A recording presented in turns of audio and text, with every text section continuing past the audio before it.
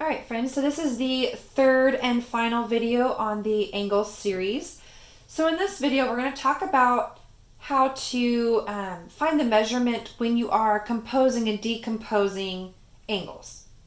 Now, those are two fancy words, and if you don't know them, compose basically means to put together, and decompose basically means to take apart.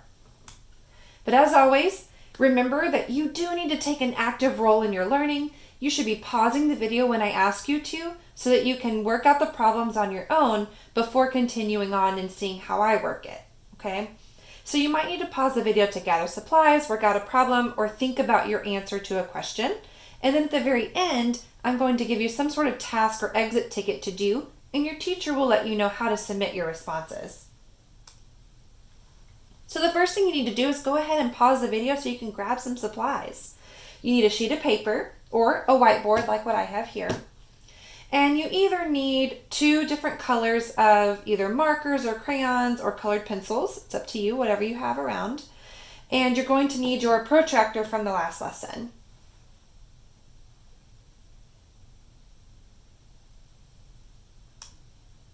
All right, so once you have your supplies, what I want you to do is to pause the video and build an angle.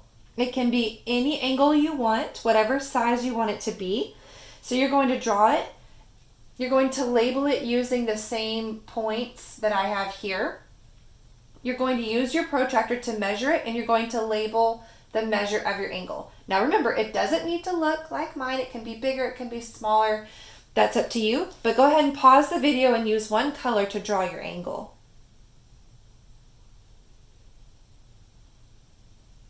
Okay, so I'm going to go ahead and do one just to follow along with you.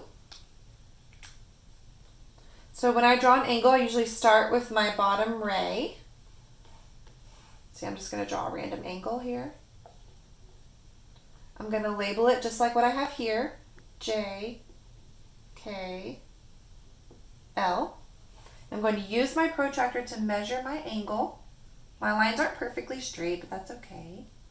If you don't know how to use a protractor, go see part 2 of my angle series and you'll learn how to use it. So I'm going to use the right scale here. So this is 40, it's like right at 45. Okay, so that's 45 degrees. Yours might be different, and that's completely okay. So now what I want you to do is I want you to take a new color, and you're going to add another ray using that same common end point, and you're going to label it with a point M on that ray. And then you're going to measure the new angle. So basically from wherever your other ray was, measure this new piece right here, okay? Go ahead and pause the video and complete that step. Okay, so I'm going to go ahead and do mine.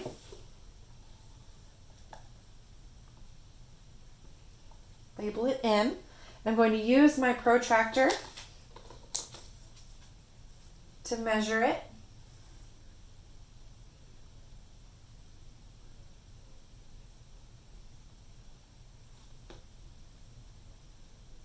Okay, make sure I'm using the right scale. And it looks to be right at 80 degrees.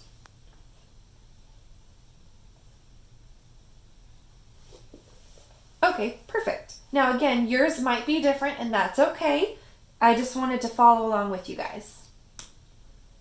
Okay, so now what I want you to do is to pause the video and think about, without using the protractor, how you could figure out the measure of angle MKL. Okay, so just think about it for a minute. You know the measure of JKL, you know the measure of MKJ. Now I want you to find the measure of MKL. Go ahead and pause the video and think about it. See if you can figure it out.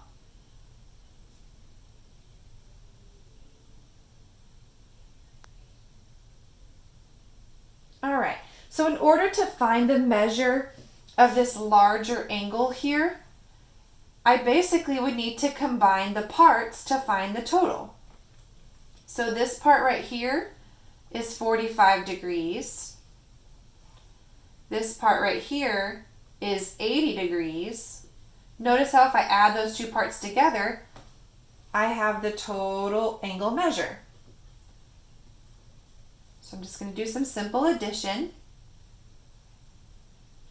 So if I measured that full angle, it should be pretty close to 125 degrees.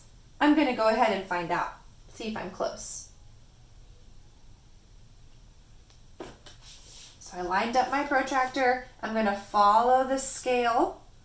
Okay, so here, this line right here is 120. We are pretty close to 125.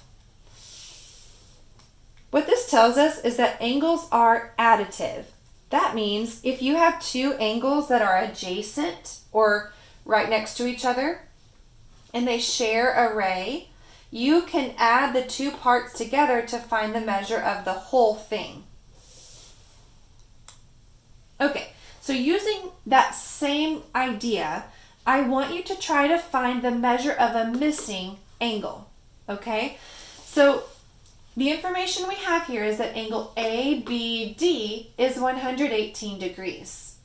So what I want you to do is, using the information you're given, pause the video and find out what the measure of ABC would be. Remember, no protractor.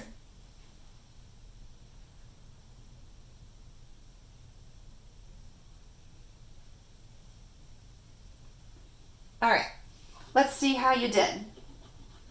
Forgot my eraser on this one. Okay. So I know the measure of the whole thing is 118. Okay? I'm just going to sketch it. This whole thing is 118 degrees, right? Well, I know this one part